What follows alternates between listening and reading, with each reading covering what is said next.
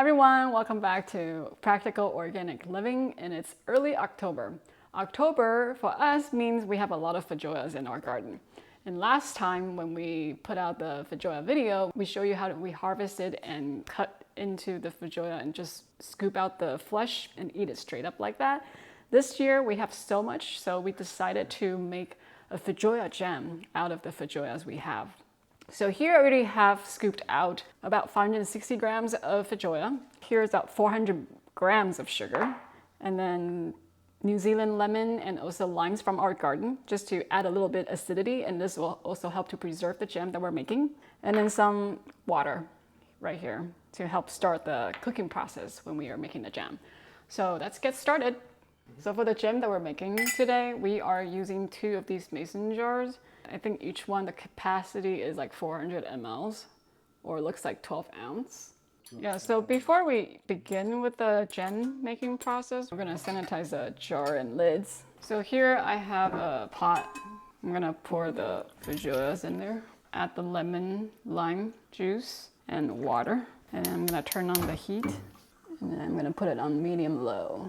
If you notice, for this jam recipe, we're not adding any pectin, and that's because Feijoa actually naturally contains pectin. The sugar, lime juice, lemon juice that we use in this recipe also helps to set the jam, so that's why we're not adding any pectin. As this Feijoa is starting to cook, you can really smell how fruity and aromatic it is. For me, even though some people think that Feijoa or pineapple guava tastes like pineapple, I actually don't really taste that much pineapple. I taste more sugar apple or cherimoya. Okay, so the Feijoa mixture has been cooking for about 10 minutes, and I'm actually adding the sugar now. So just add everything in at the same time, all at once, and then stir. It will take about 3 to 5 minutes to dissolve completely. So just make sure you keep stirring, and just scrape the sides of the pan to make sure all the sugar's incorporating into the Feijoa. So one way to check to see if your jam is ready is the temperature comes up to 220 degrees Fahrenheit, which is the setting point for the jam. Okay, so I think we're ready to turn off the heat. We finished our jam. We're pouring into the sterilized jars.